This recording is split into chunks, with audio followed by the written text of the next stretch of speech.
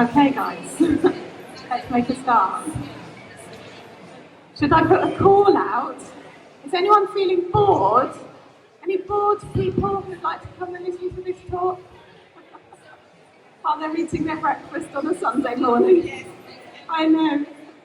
It is a little bit early. So, morning, hello. I just had to say thank you so much to the people who are here. It's 11 o'clock in the morning on Sunday, the 19th of November 2023. We're at VegFest. And well done for getting up, getting out of bed, getting here and putting your bums on these seats. That's amazing. And I'm really, really grateful and appreciative of you guys. I will just start by saying I know there's also people who want to watch this talk at home. It is going to be up on my YouTube channel, probably by the end of the week as well. So it's going to be a little bit of a whistle-stop tour through a few slides, but don't worry about it. If you don't manage to get everything down, you can always watch it again. It is always also going to be forming a part of my first free downloadable ebook, which hopefully I'll get up also on the website quite soon. So it's all going to be there, and you'll be able to access it. If there's anything you're interested in or you want to look at more, you can also come and talk to me on my stall, which is over there by the Vegan Business Tribe live afterwards. If you haven't had your questions answered, then please do come and have a chat with me. I'll be here all day. So, having said all of that, hello, thank you for coming. New people coming in. My name is Dr. Ellen Storm. I am the founder of U-Turn Health, which is my new education, coaching and consultancy business around helping people to leverage the low-fat, high-raw, plant-based diet for health, maintenance and recovery. So essentially I am a medical doctor, UK trained at St George's Hospital Medical School in Tooting, so not all that far away from here. And I am currently working as a paediatrician, so a children's doctor in North Wales. I qualified in medicine in 2000. So those of you with a head for maths can work out how old I am from that, giving you a bit of a clue, but it's a few years ago. So I've got about 19 years of clinical practice in the NHS under my belt, and I've also got a few letters after my name, I suppose you might say, which is obviously my medical degree, so Bachelor of Medicine, Bachelor of Surgery. I did a Bachelor of Science before that in Biomedical Sciences. And then I also went on to do a Master's of Science at the London School of Hygiene and Tropical Medicine, which is in Bloomsbury. So that was in public health, which is really looking at health from a population perspective and how we can prevent things. That was where I started to get interested in the subject of diet-related chronic disease. So that's where I did a unit studying that and started to look at some of the scientific papers around it. That was back in 2004. That was also the first time that I went vegan in 2004 while I was a student there. Like most people, I've had a bit of a journey. So I went vegetarian at the age of 8. I was sort of vegetarian, pescatarian from then on through my teens and 20s. And then I became vegan for the first time back in 2004. And then I sort of went backwards and forwards a bit. So I had a bit of period of time of experimenting, learning, like most of us do, and most people will tell a similar sort of story, I think.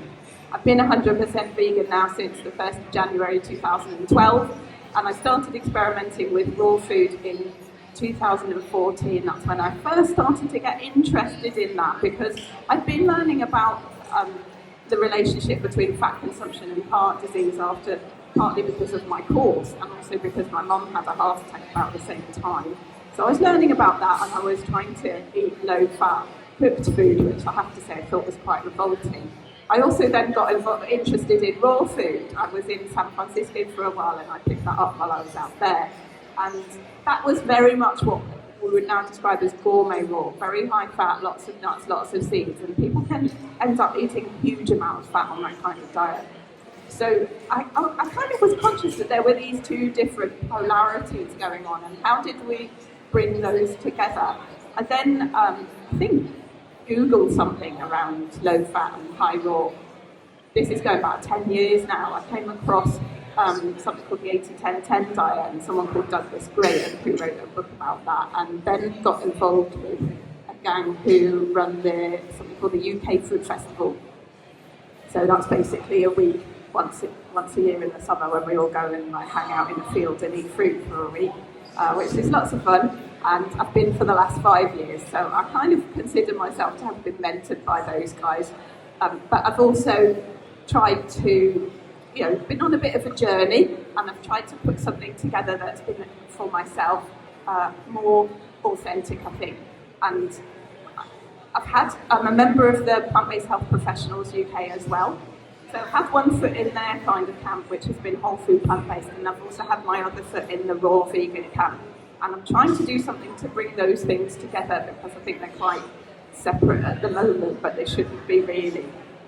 So I think that eating lower fat, eating higher raw, that is under the umbrella of whole foods plant-based, and it is what we should all be doing. And we need to get away a little bit from the quite individualistic narrative that exists in the raw food movement around you're either raw or you're not raw, and it's either 100% or nothing.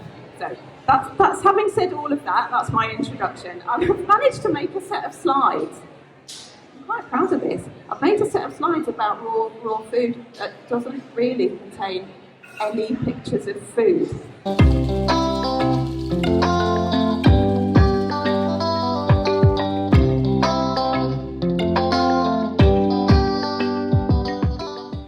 Apart from that very small lettuce up there, and there's a peach down here, and if you do come over to my store, you've seen my logo. It isn't an apple, it's a peach. The colour was actually sampled from that picture, so keep going around going, it's a peach. Anyway, never mind. So I'm also I've talking about having feet in different pots. I've got my foot over there. I'm also a member of the Vegan Business Tribe, who've been absolutely amazing in supporting me with getting this up and running up to the point that it is at the moment. And it's very embryonic. I've only set this up this year, so, kind of getting going. Anyway, so if any of you have been on an entrepreneurial journey, you might know that what a mood board is. This is to do with if you're starting to think about your branding, your business, what you want your business to be, who you want to sell it to. You make one of these things. And so this was my mood board, and this was me sort of putting a bit of a brainstorm out there about all the things that I wanted to do. So I mainly put this up there. It's a bit crazy, and I'm not going to go through all of it. And you have to decide who your ideal client is, like who you want to sell to. I was like, I want to sell to the whole world, but basically I decided my ideal client was me. So that's what that says.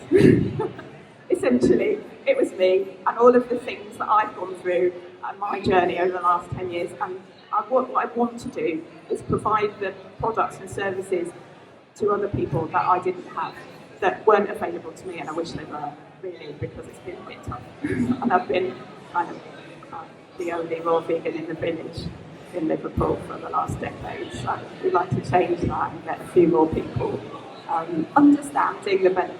Right, the main things I want to show you on this slide is these two boxes down the bottom, which are my brand values and my food values. So this is what I want my business to do and to represent. So I want it to be professional, ethical, inclusive, and really importantly, mainstream. So my clients essentially are not people who are already high raw vegan or even vegan at all. They're actually people who are sick, and essentially I think what motivates me is all my patients in my work in the NHS that I see that I know could benefit from this, and how do we start to bring that into our mainstream narrative in this country and in the NHS, so that we can start to tackle the absolute onslaught of diet-related health conditions that we're facing at the moment, because it's massive and it's very expensive for the NHS apart from anything else. And we need to tell them that, and then maybe they'll let me in. I don't know. Anyway, food values, calorically adequate, really important when it comes to raw food. It's a major problem for a lot of people who've tried raw in the past. They don't eat enough calories and end up falling off the wagon and get really hungry and go and eat a donut. So you need to eat enough calories. Appropriately supplemented. I do recommend B12. It's a whole whole other subject that I'm not going to deal with today. But definitely B12 at the moment, where we are at the moment, maybe some vitamin D, maybe some omega-3s, but it's not loads. I don't recommend loads of things, loads of supplements, loads of powders, very much about real whole foods, but there are some things that at the moment we still kind of need to do. And then culturally sensitive, I think that's really important, like learning about the variety that we can have, and how we can represent ourselves and our cultural heritage through food. We can still do that, even if we're eating vegan, raw vegan, high raw vegan, whatever, we can still do that. And it's for individuals to kind of answer that question, but it's just having a sensitivity around it. And then sustainable is the other one. I think it's an issue, it comes up a lot. People ask a lot of questions when they talk about raw, and particularly when we're talking about fruit consumption. Lots of raw vegans like to eat imported fruit like mangoes and melons and things in November. And I do sometimes. I had some mangoes for breakfast actually. But it is an issue. It is an issue around how we source our food, how we transport our food. And those are not things I can answer today. I can't tell you that it's absolutely sustainable and it's absolutely perfect. I have lots of issues with our food supply. And in order to shift our way of eating towards a healthier pattern, we also have to change our food supply chain. That's a really big issue as well. Also, it's a subject mainly probably for another day. But anyway.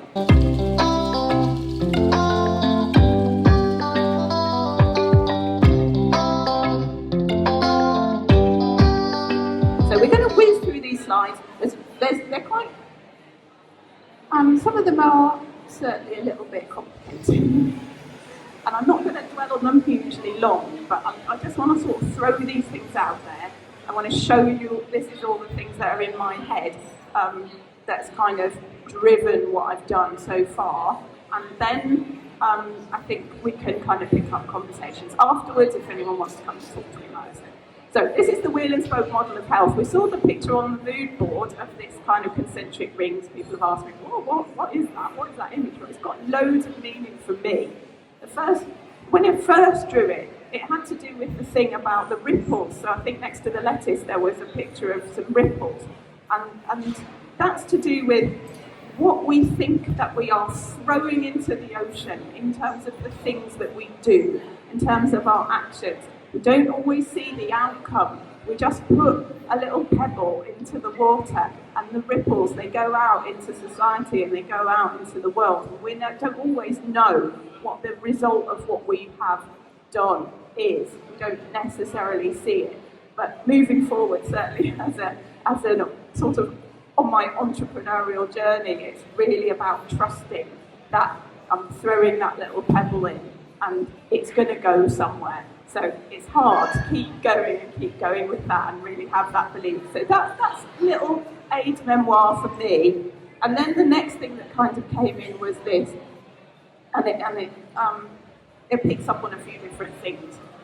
But I call this the wheel and spoke model of health.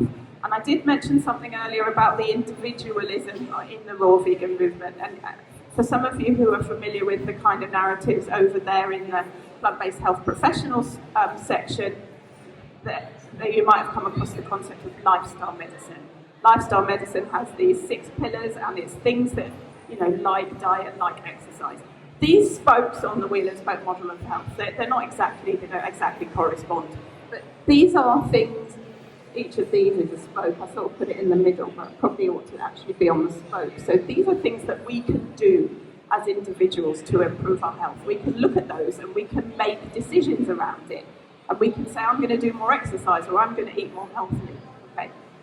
But these circles, these are concentric rings that spread out from ourselves, and these are more about our communal experience. So we have ourselves in the middle and our psychological kind of relationships to food. Maybe we have intimate relationships, family, community, society, and then we have the world. And so this is a sort of nested model, because what it's saying is that these individual things that determine health, they sit within a kind of communal matrix. And that's what I really think is very important in terms of how we start to think about health and we start to think about the nutrition narrative. Because there are things we control directly and there are things we don't control directly, but we might be able to still have an influence over. We're not necessarily islands, and we do have to work together. So I think it comes back to what I was saying about the food system, in the sense that our health is not just determined by ourselves as individuals and the decisions that we make. And when we come to try to make changes, we face a whole range of barriers, but also opportunities within each of these spheres. So what this model is a way of saying, if we're going to sit down and do some coaching, say, around somebody's, way forwards with their diet, with their health, we can look at these spheres and we can start to use it as a structure, as a way of structuring our thinking around where is it that I need help? Where is it that I'm facing these barriers? Or, and we can identify things that maybe we haven't previously necessarily noticed by taking a kind of systematic approach to looking at all of these different areas.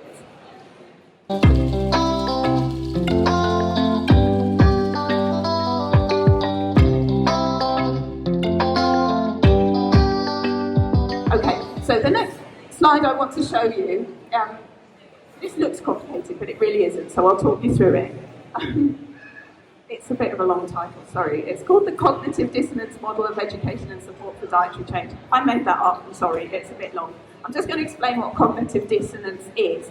Cognitive basically means thinking, so it's a fancy word for thinking. And dissonance is a word that kind of expresses something like grating, or something feeling a little bit spiky or difficult. So when we experience cognitive dissonance, we experience thoughts that are spiky, difficult, or uncomfortable in some way. They're often conflicting with having things that they don't quite make sense or they don't quite add up. Hi, lovely to see you. We've got some new people coming in. Okay, so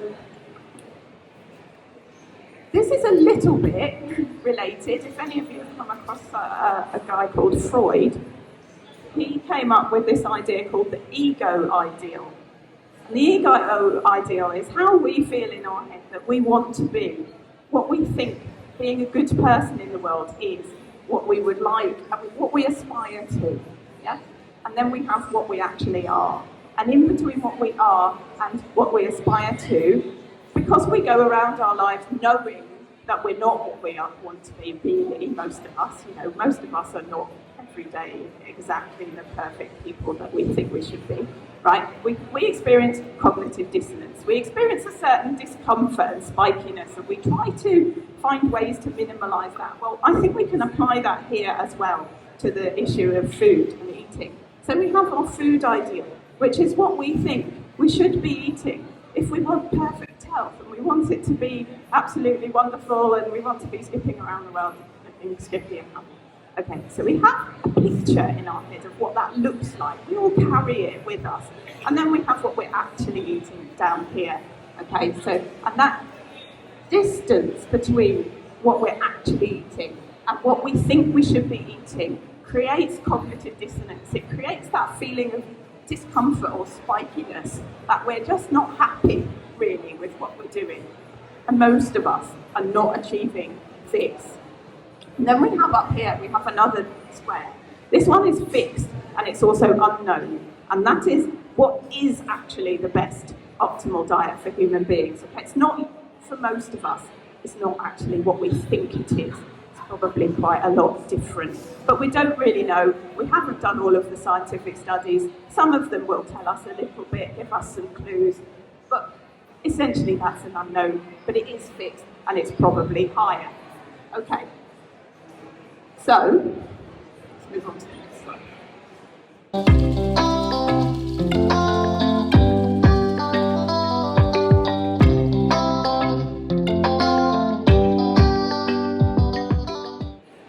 If we put a bit of education into the mix, we start to learn a little bit about what is healthy. What happens then is that the food we believe we should be eating, well, now we believe that we should be eating something even better than what we thought before. So our beliefs change, but what we're actually eating doesn't. And that makes the cognitive dissonance gap worse. Yeah? That makes us feel more uncomfortable. Okay, so when we feel more uncomfortable, that's when we start to go and look for support.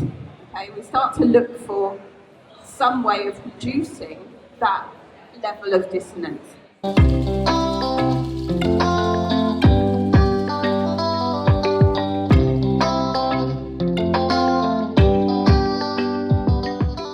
Okay, so one way we can do that is we can put support into the mix. We can get some coaching, we can get some counselling, we can join a club, we can find somebody else who's doing whatever we do. Yeah, we get some help, we take some action, and we actually change what we're eating. So as we actually change what we're eating, we start to feel better. Our level of cognitive dissonance goes down. That gap gets smaller. Yeah? So that's one reason why I want to provide support and education. Yeah, that's what I'm trying to do here. But what we haven't done, well, to some extent, we've also narrowed the gap between there and there, which is the gap we really want to narrow if we want to reduce our risk of chronic disease. But there is, and this is where we come back to Freud, something else that we can do to reduce our level of cognitive dissonance.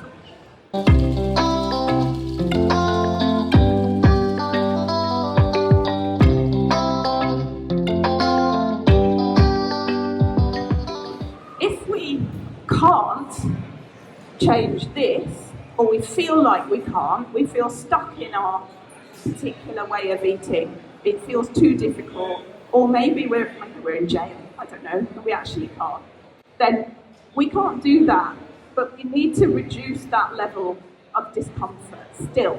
So we have an amazing ability as human beings to deceive ourselves. So what we do then is we tell ourselves, and we tell other people, that things are healthy that aren't. So we bring that box down. That lowers that gap there. And so when we see misinformation, we see spin, we see people advertising unhealthy things as healthy, that is what they're doing. And we deceive ourselves all the time. We all do it, I do it, everybody does it. And we're amazingly good at doing it as human beings. Okay, and when we come back to Freud, it has been said that the difference between, in relation to the ego ideal, the difference between dropping this box and lifting this box is the difference between Gandhi and Hitler. So I'll leave you with that. So I thought that was quite interesting.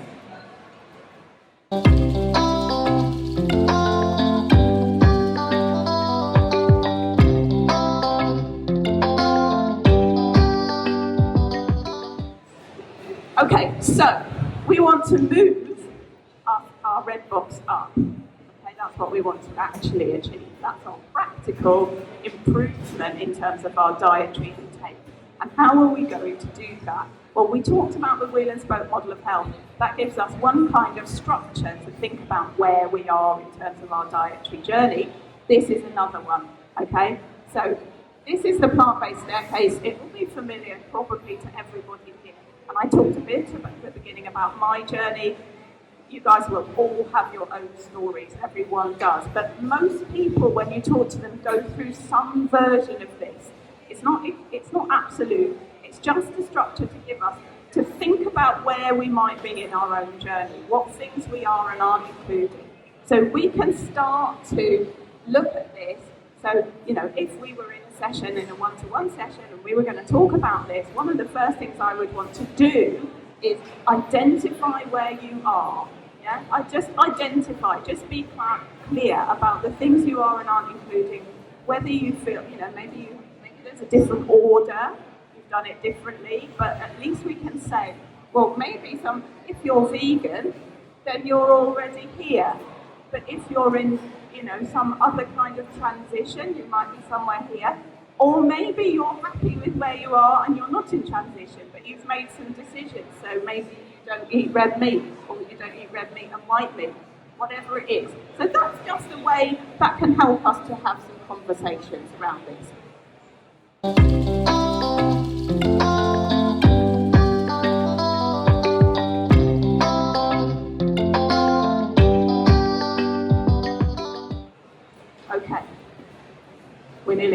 So this is a different one, and it's a different version. And this one starts at the top of the plant-based cafe. So this is number 2. So, to some extent, you can mix them up a little bit. But what this is the transition from vegan, or possibly from whole food plant-based as well, to raw vegan. And this is going to be a bit difficult, but one thing that happened to me, and it was a real turning point for me, it was a real moment when I sort of went, oh, that's really fascinating, was I was at the fruit festival, and the guy who organises it asked, we were in a big gazebo tent, there were like maybe 50, 100 people, I'm not sure. But anyway, he asked the question, how many of you think that cooked food is addictive? And almost every single person in the room put their hand up. Now I thought that was quite fascinating. I was quite early in my raw food journey at that point in time. And I was sort of taking that away and mulled over it for a bit. It's like, wow, almost every single person who has tried to give up cooked food thinks it's addictive. If you haven't tried to give it up, then you might not think that. You might not know, because it is our cultural norm. We've all been eating it since the day we were weaned. And so if you're eating or drinking an addictive substance every single day from the day when you were weaned, you're not going to be aware of the way that has configured your brain chemicals until you try to stop.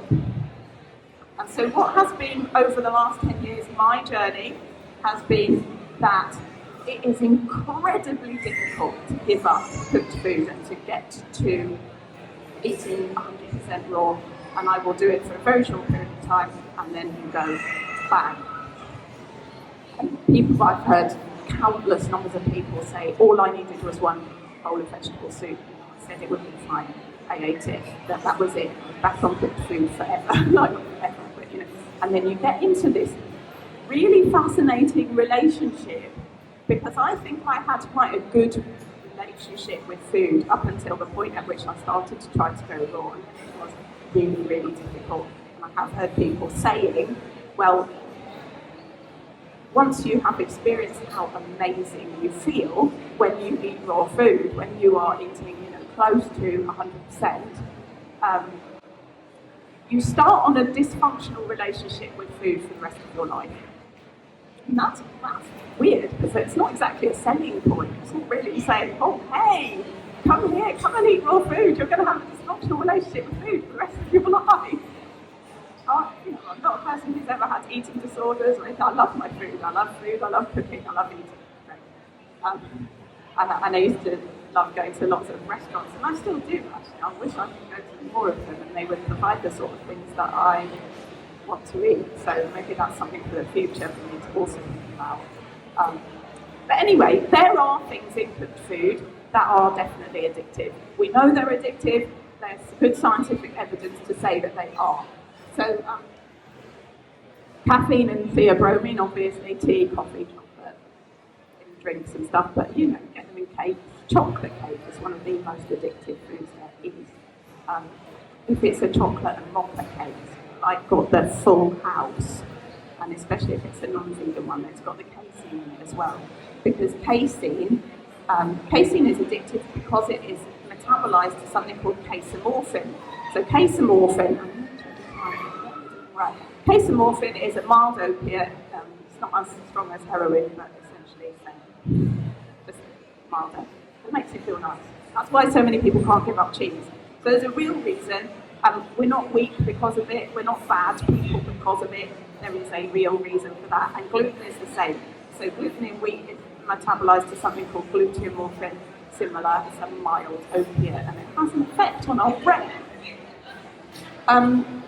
That's quite interesting because there is animal studies looking at. There was one I looked at which had like mice sort of running up and down mazes and things like that. It's not hugely nice to talk about animals experiments in vegan circles, but there certainly is that sort of level of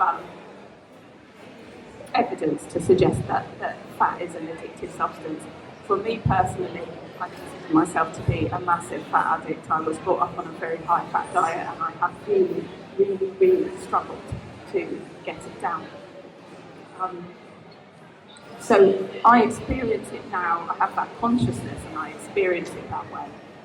But we don't, in our heart disease narratives, in the kind of support that's available for people who've got angina or had heart attacks, there's nobody there saying, well, actually, we need to treat you for your fat addiction, but we do. And there's certainly lots and lots of evidence now around low-fat diets and cardiovascular disease prevention. So people like Dean Ornish and Robbie Esselstyn, who have done that work looking at reversal of atherosclerotic heart disease. If you haven't come across them, look them up because they're really important people to know about. Okay, so salt, sugar, I won't go into those too much. Sugar is definitely addictive. It's not just a vegan issue right there. The thing about this, I suppose that I should say is, when people try to go raw, well, they don't necessarily always realise that what they're doing. Anyone ever done like a juice fast or a cleanse or an overnight thing like that? They don't realise that what they're doing is giving up all of these things. You feel awful. I mean, you feel dreadful for days at least. And if you don't know that that's what you're doing and you're not getting support for it, how on earth are you going to do that on your own? Well, most people don't, and that is why almost the entire human population eats good food every day, in my opinion. So we need that support, we need that awareness, and it is helpful if we're trying to get to a steady, healthy diet, not yo-yo dieting, but we want to just build on what we know to build and develop our skills and make it, something that's sustainable for us as well as something that we enjoy. We need to take a bit of a long haul approach to this. Yeah, so I do recommend doing these things one at a time. Don't cut them all out at once. Some people can do it, but they rarely do it permanently. So they do it for a bit, they do their 21-day juice cleanse, and then they go back to eating early. That's not happy, is it really, in the end? Okay, so it's taken me sorry, this is a really busy slide, but it's the last one as well. And I loved making it took me hours, but it kind of entertained myself, so I hope it entertains you a little bit as well. You've probably all seen the Eat Well plate. Some of you will have seen the pyramids, but you've never seen a hamster.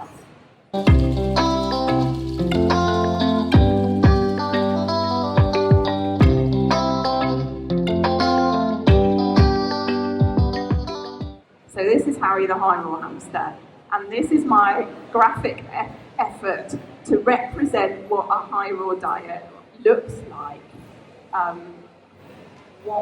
Where I have, I suppose, in the end, maybe it's not the end, maybe I'll tell you something different in 5 minutes' time, I don't know, but, kind of that balanced, varied approach that incorporates all these different things that are going on in different parts of the raw food or, vegan things. So I think I'll just talk you through it. Probably not immediately obvious. It's only a guide.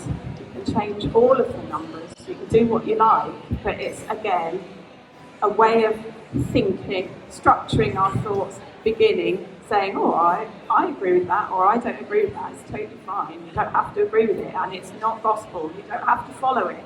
But it is a way of starting to say, well, hang on, guys, I think maybe we should be doing this when we're talking about what is actually the best thing, and also manageable and possible within reason for lots and lots of people. Because at the moment, the number of people who are eating raw vegan diets is like less than 1%, much less than 1%. So, that's not going to help most people.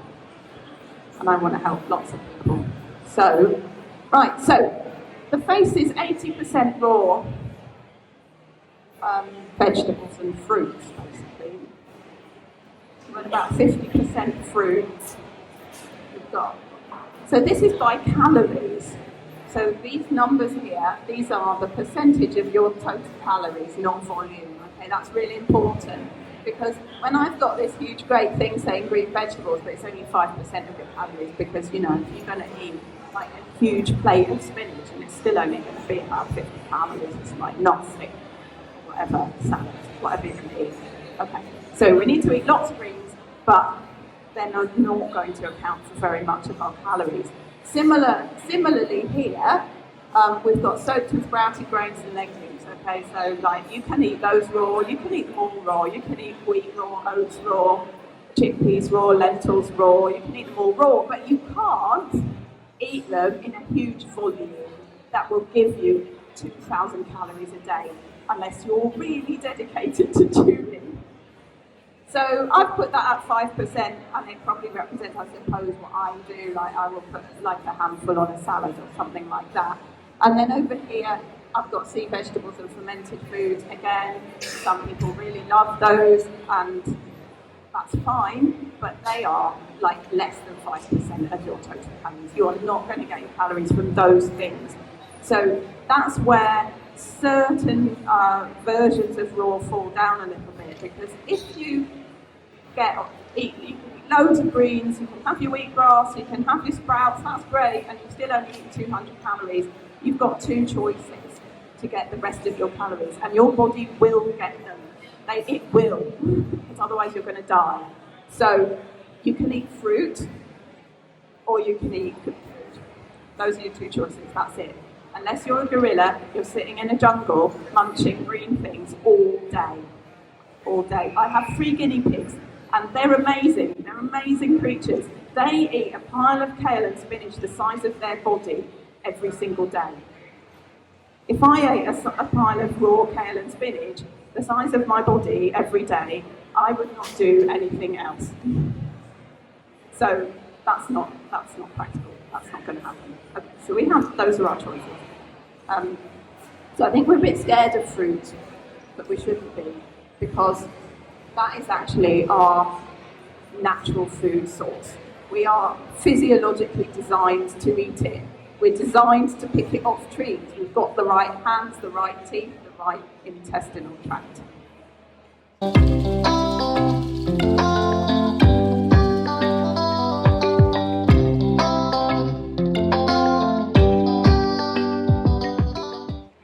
Okay, so I think we're probably there for time. Hang on. What have I done? So thank you for listening. The QR code will take you to my website, or you can come over and have a chat with me over on my stall. I think we might have 5 minutes for questions if anyone's got anything there. Otherwise, you can I Mike? On the hamster slide, you had dried herbs and spices occasionally. I think it was on the occasional list. Is it because they're dried rather than fresh? Is that the? Yeah, I think it's probably better to eat fresh. So I mean, I eat ginger, turmeric, garlic and onions and chilies and parsley and chives. Mostly fresh, but you can. I mean, it doesn't. I don't really care, to be quite honest, how many dried spices you eat, because they're going to account for less than 1% of your total calories. And what I really care about is where you're getting your calories from. So I'm interested in the 90%, not the 0.05% that is a bit of sprinkled dried turmeric. I don't really care, honestly. I think that's picking at straw. So, I mean, yeah, I suppose so. It's better to eat fresh, generally speaking. That's a good habit to get into. But I suppose the thing with the occasional section is, these things, they're okay to eat, but maybe they aren't the things that you want to really, really focus on and make your own course. Hang on. just then you get recorded as well. Presumably as a diet it's significantly more expensive than a non-raw vegan diet. Certainly can be. I had my lovely mother here with me yesterday. Actually, I think she's coming later on this afternoon. And she has an allotment, and which has apparently got so much chard and spinach in it. She made me the most amazing, massive salad yesterday with all of those things. And I try to eat things like apples and pears. I try to eat things as much as possible that grow in this country. I try to include things like carrots and beetroot and squashes and things like that. So, you can be creative, and, it rather depends. I don't know if you've heard of people, there is a difference between people who are time rich and cash poor and people who are different, the opposite, so cash rich and time poor. If you have the time to grow your own stuff, then super, grow it. If you have the time to go and, shop around and get the reduced things and the things that are on special offer, then you can do that as well.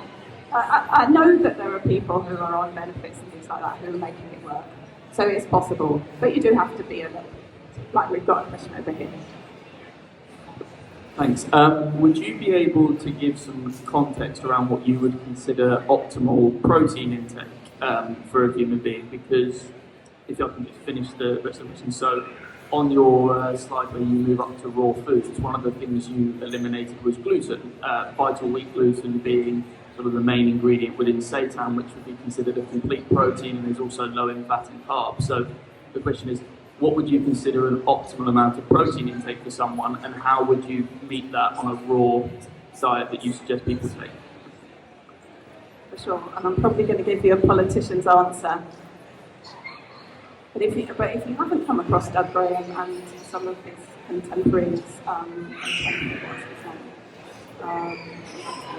check them out with the 80-10-10 diet, because he is particularly interested in training athletes. So that's really his thing. I'm more a doctor and I'm interested in people who are sick getting better. But from an athletic performance point of view, he would be the person I would suggest you look up. I had a moment.